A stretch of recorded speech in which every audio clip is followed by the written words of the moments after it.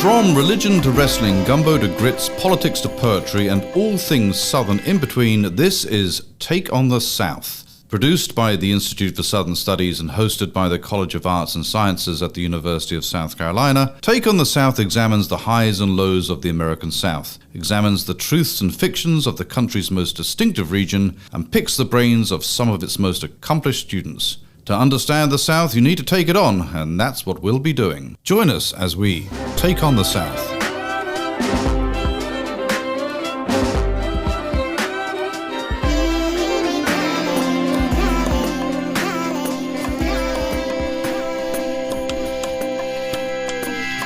Welcome to Take on the South, the podcast of the Institute for Southern Studies at the University of South Carolina. I'm Matt Simmons, the Senior Instructor and Assistant Director here in the Institute. I'll be your host today.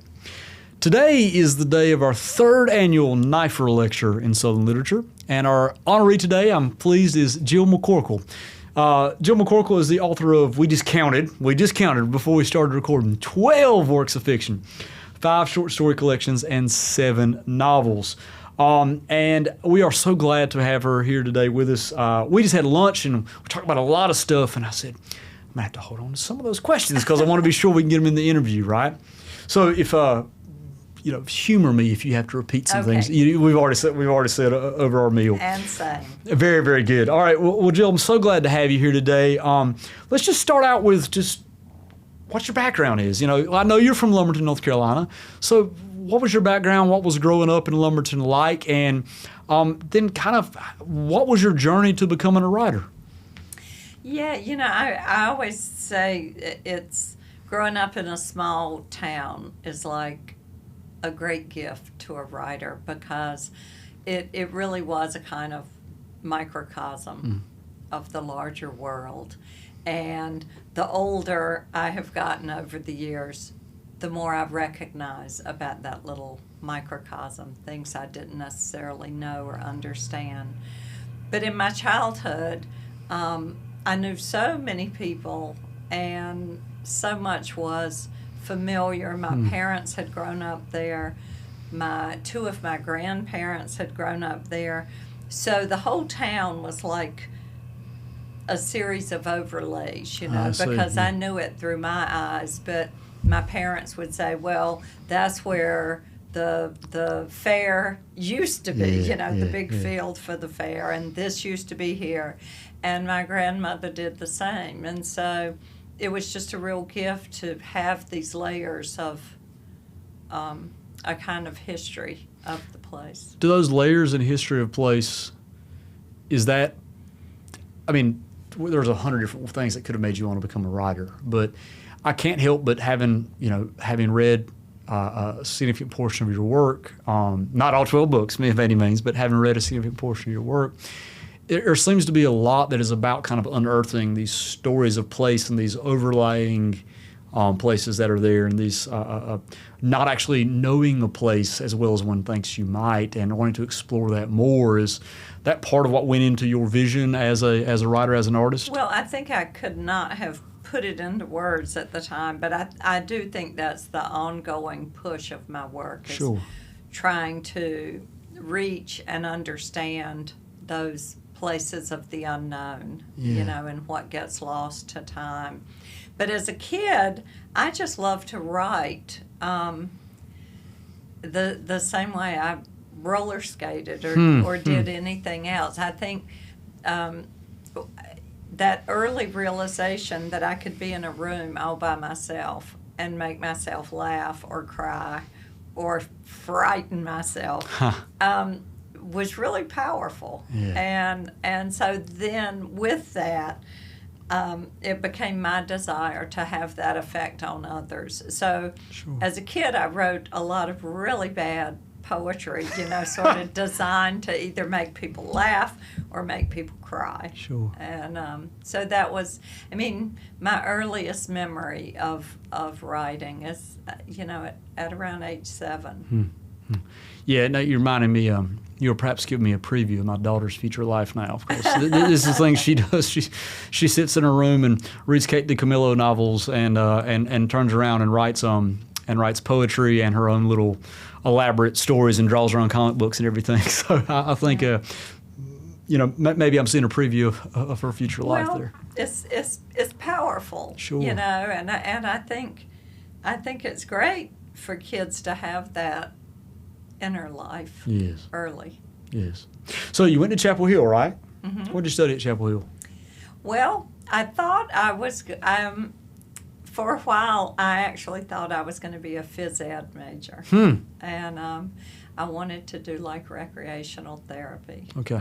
And then I was not the most academic student, but I saw. I'm a professor now, and neither was I. And so this is my students say, "Wait a minute, you flunked out of college?" I'm like, "Yeah, I flunked out of college." So. In drop ad, back when everything was like just cards, paper cards, you had to pick up in a big hot gymnasium. Sure. And I saw a table, and it said creative writing. I'm like, how about that? whoa, you mean that's a class? Because I was still writing all the time. Yeah. And so I took what I thought would be a slide. And it was not a slide. And what's more, it became my whole focus. Absolutely. And with that, I got a little tired of what looked like a lot of days running back and forth from a gymnasium with wet hair, and I became an English major. Well, how about that? And so then fast forward, a little while later, and you and I were talking at lunch. It's just about 40 years ago that you published 2 novels, right? Yeah. And 40 years this fall. 40 years this fall. And there's almost this kind of legendary sort of quality in people that have studied contemporary Southern literature in that you're the one who publishes 2 novels, 2 fantastic novels on the same day, for all intents and purposes. How did that happen? How did you end up with basically 2 novels happening simultaneously? I was very, very lucky.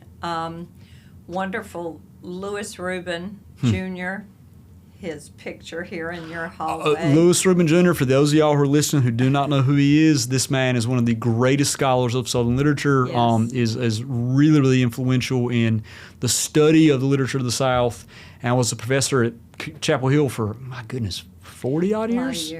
And Hollins College prior to that. Oh, yeah, He yeah. started the writing program there, and he was at Hopkins, I think, before that. But he had been my teacher. Okay. And I was in his honors writing workshop my senior year, and he just continued very generously to read whatever I sent him. Okay. And so when I sent him my first novel, he said, I have this idea I might want to start a publishing house. And I'd love to have this novel, but it would probably be 2 years. Okay. And at the time, I had gotten an agent, but she even said, I can probably, find a home for you. But what I may not be able to find is an editor as devoted as Louis Rubin. And so it was all sort of a gamble. And so I signed on to Algonquin, and then out of sheer nervousness, compulsively started the next novel, which is what I do when I don't know what else to do, and finished it. It wrote very quickly, and showed that to him, and he and Shannon Ravenel, another South Carolinian, Indeed. of note, As Rubin was from Charleston. Yes, they decided they would bring them out together instead Fantastic. of choosing, and. So I was very lucky. It was terrifying at the time, but lucky in that people were interested that Louis was starting his own publishing house, sort of out of the blue. And it was, people referred to Algonquin kind of as the little engine that could. And then it also gave reviewers 2 books to compare. Oh, sure. So it worked in my favor. Sure. I was very lucky, in the right place at the right time. Sure. Well, you and I were talking at lunch about this. So that was about 40 years ago this fall. So Yeah. that happened back in the early 80s. And so here we are now, 40 years on. You've got 10 more published works under your belt. Just had a new one come out, 6-9 months ago, something like that? End of last year, beginning of this year? Yes. And you were mentioning that you've noticed when you go back and look at your early works, he's like, oh yeah, I remember that woman who wrote that, right? And how she seems familiar and also like, but I would never say that now, right? Mm-hmm. So as an artist with such a long, extensive career, this is maybe a strange question to ask, but are you self-conscious of your work changing, evolving? Are you still comfortable with what your work was? How do you sort of relate to? Do you look at things you did back 40 years ago? You look at the cheerleader and you go, I wish I would not have written that sentence in that way. Well, you look back and you sort of know you would do it differently now. Sure.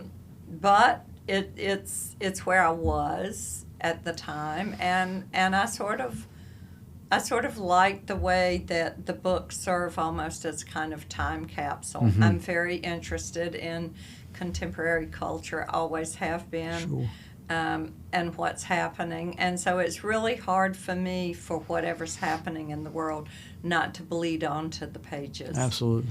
And so oftentimes that is in the backdrop. Sure. Of whatever a character is is going through. So I decided long ago, it is what it is, you let it go and keep moving forward. And my work has changed quite a bit in different ways, and it is more of what I have always aspired to, I think. Okay. Not to take away from earlier work. And when you say it's what you've always aspired to, you're finally achieving that. What are you achieving now that you're so proud of? Well, I think I think I have more confidence as a writer. I think I learned early in my career that I could be funny. Yes. I'm going to talk with you about it in a little bit, because there's some things you do and that. So and I love humor, and I love playing around with it, but I never wanted the humor to eclipse whatever is the more serious line of the story on the page. And so I think over time, maybe the work is not as funny as it once was. The humor is still there. Yes. But I've had people recently say to me, "You're just not as funny as you used to be," and so that's a change. But I think I'm that person. I go in a hotel room and the first thing I do is look behind the shower curtain because I watched Psycho too many times as a kid. Yeah. And because I want to see it before it sees me. Yeah. And on the page I use that as a comparison because I think I've gotten braver about really moving into those darker places in a character's life or a situation. And fine-tuning the kind of humor that still can be inserted with that. That's an ongoing challenge and something I really work hard to do. Sure. I mean, this thing you just said, talking about, looking behind the shower curtain in the hotel, see it before it sees me. I mean, I'm thinking about some of your stories now, and I think there is kind of this desire on the part of some of your characters, this sort of regret that maybe they didn't see it before it saw them, right? That's right. I'm thinking about this one story in particular, the name of which I can't remember. It's in Final Vinyl Days.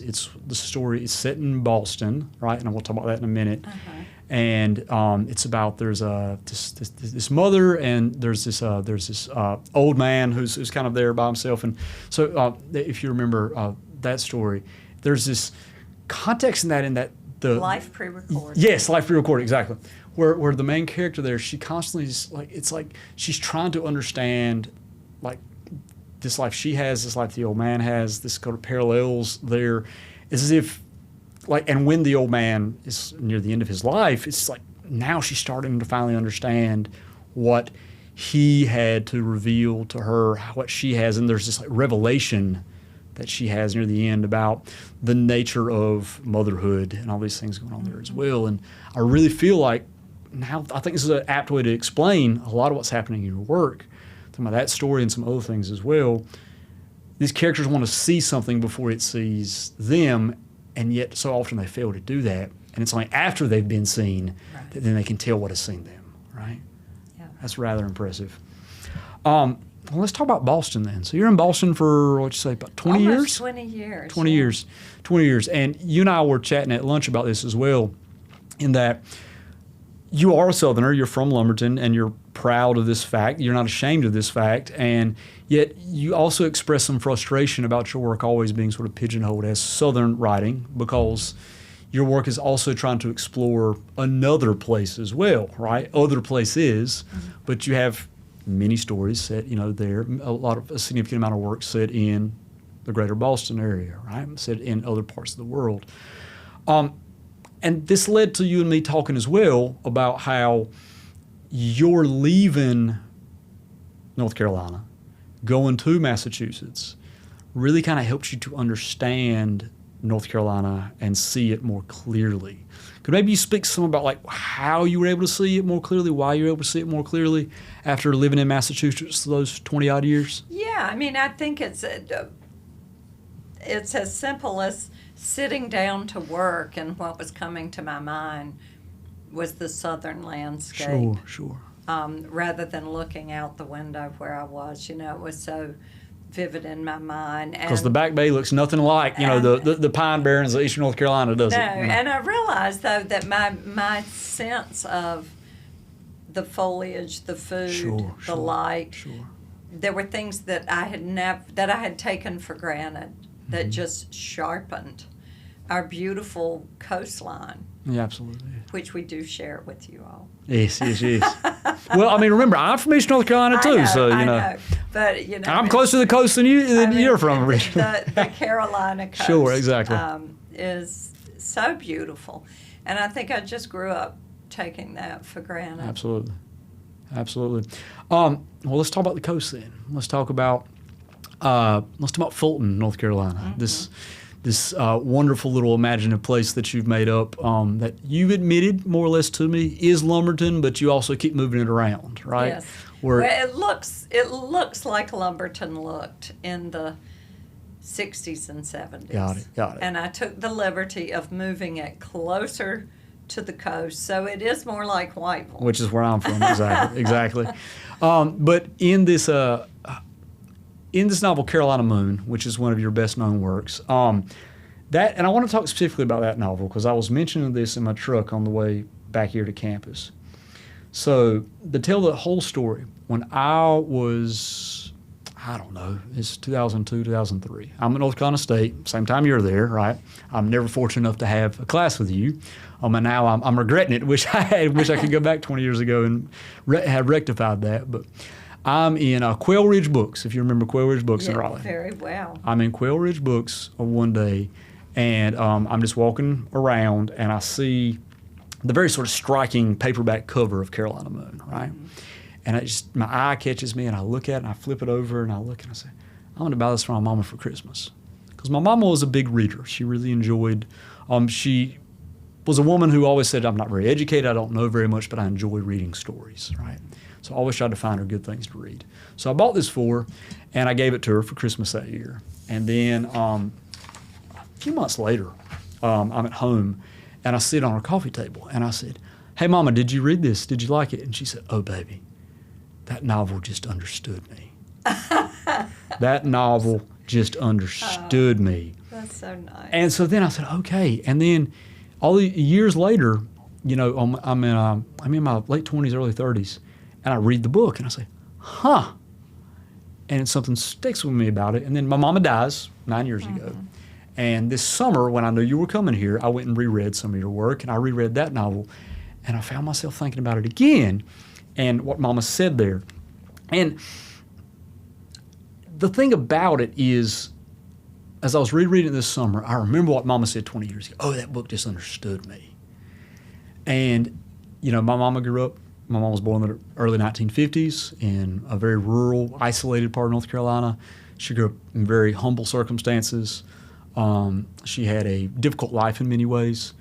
And it was one of these things where I'm reading that novel and I'm trying to understand what Mama meant by that. And then I'm thinking about how it was, the book seems really familiar to me. You said it seems like my hometown a while ago, right? Uh-huh. And it really did. I mean, like walking around, I'm thinking, okay, this does feel like my hometown. It seems so familiar, but it also seems so unfamiliar. Because here I am growing up in the 1980s and 1990s. I recognize this world of Fulton, right? But I recognize it as already old, as already past, right? But I'm seeing this world that I knew now, but I'm seeing it through my mama's eyes. So it was this thing, and I really want your thoughts as an artist on this. Here I was seeing this world that was familiar through unfamiliar eyes. Or then I asked myself, am I seeing an unfamiliar world through familiar eyes now? And so what I guess I'm wondering is, how do you think literature, how does your storytelling help to make familiar and unfamiliar things engage and interact with one another? And that's a really long background to ask. That's a simple question. It is, but I think it's as simple as our awareness of one place is many things Sure. to many different people. Sure. And there's more than one South. Absolutely.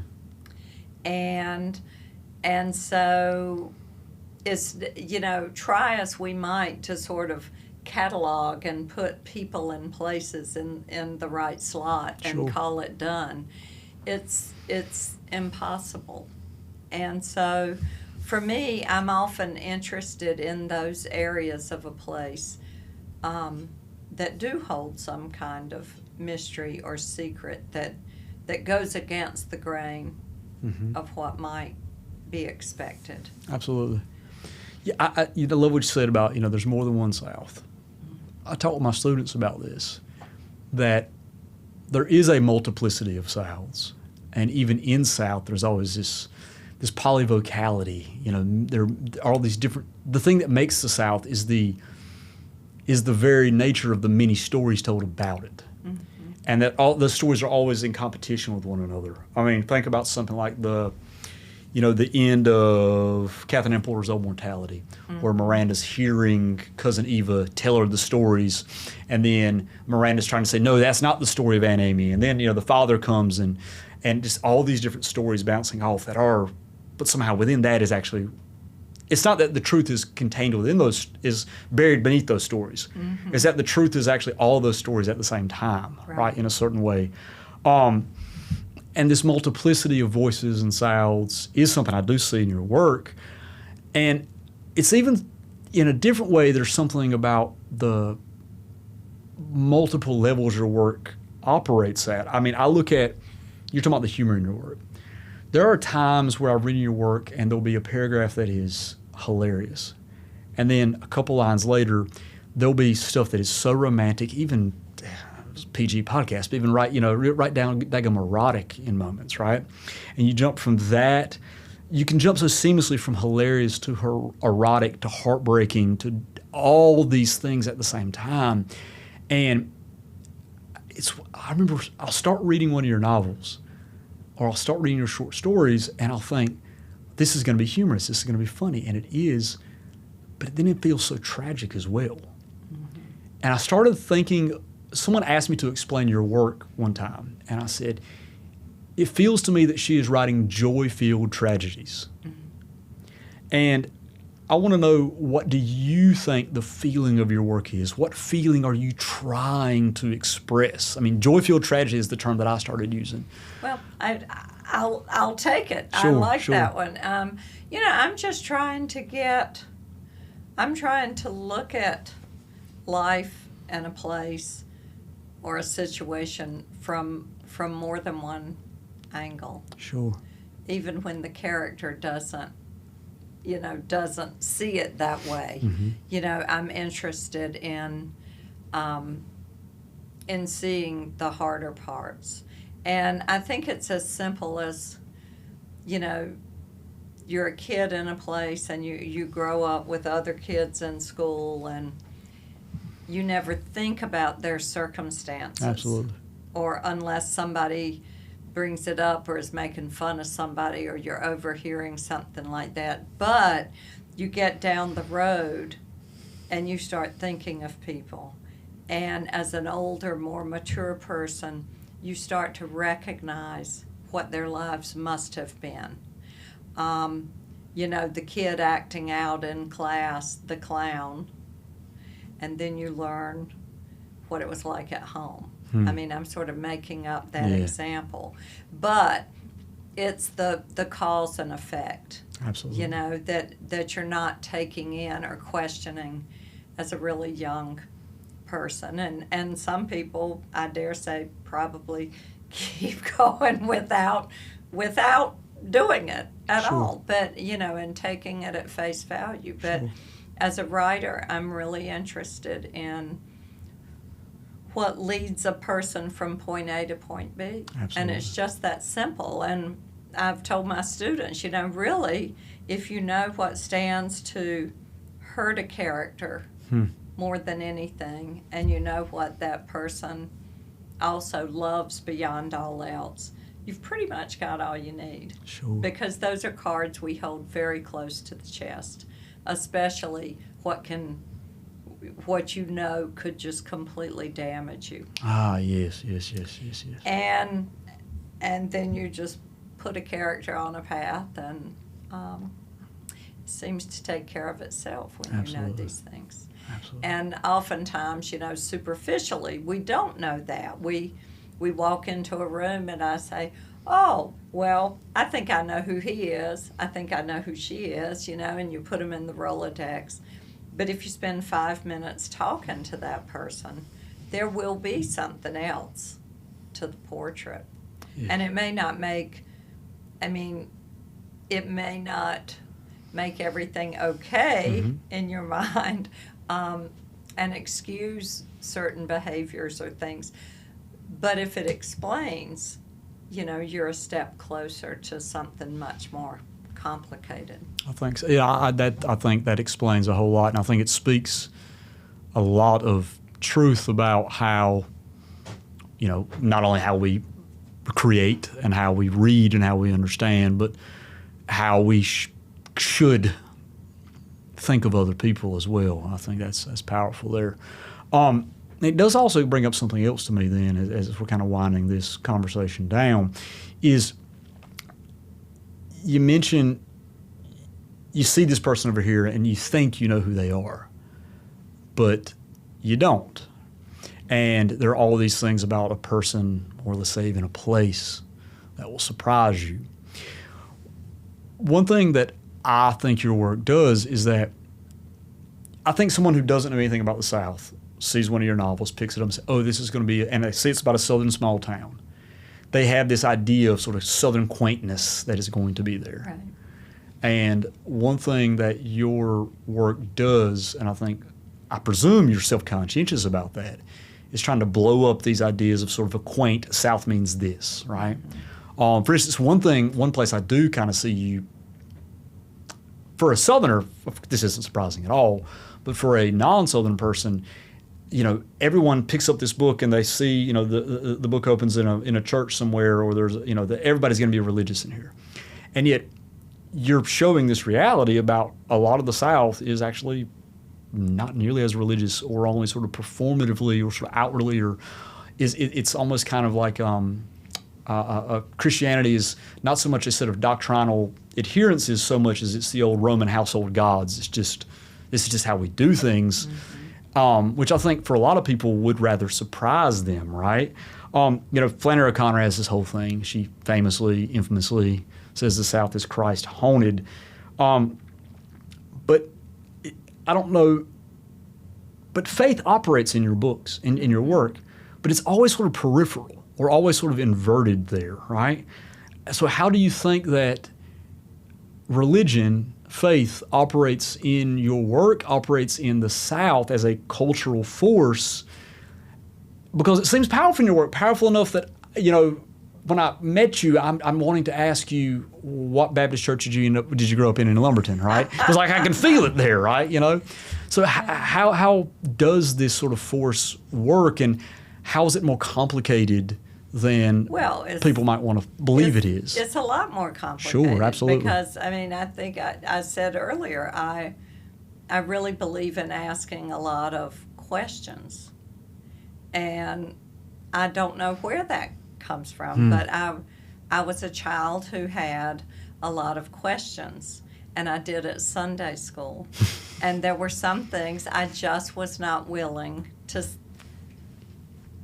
say, sure, I believe that. Mrs. Bailey, if Jesus turned the water into wine, why do we drink grape juice? I literally asked that question to Mrs. Bailey, and she was not very happy with me, right? So. Well, and somewhere along the lines, I had someone say that anyone born with a child who had problems, that was God's way of punishing the parents. And I just, I had an uncle who I just absolutely adored, who had been, born with who knows what the diagnosis would be in this day and time. Sure. But he had to spend time in the state hospital, and goodness. my grandmother.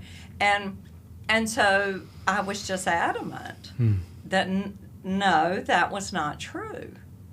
And, and I was lucky that I came home from Sunday school and told my parents, and my dad agreed with me and, thought it was a great thing that I had asked questions and had told her what I thought.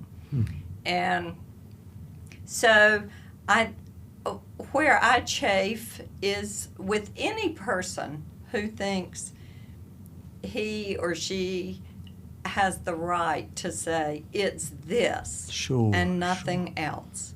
So I'm always looking for, the actions speaking far louder than the words. And I do try to do that on the page. Yes. And hopefully in life. Yes, I think my takeaway from the Baptist church was, I think tithing makes sense. Sure, absolutely. I think acts of service make a lot of sense. Very good. But anyway, I we could talk about religion Indeed. But I think I do chafe at any group that is sealed off in a way that is not open to, at least thinking through another point of view. Last question I'll ask you. What character of all the ones you've created were you the most sad to see go when you wrote the final word for that character story? Oh, that's hard. I have a third grade school teacher in Life After Life. Because I sort of I thought, what would be my example of the ideal death? Yes. And that's a book about a sort of a hospice facility. Yes, And yes. And so, I always say, the most inevitable fact of life is that it will end. Indeed, yes. But, it's what we don't, is the elephant in the room.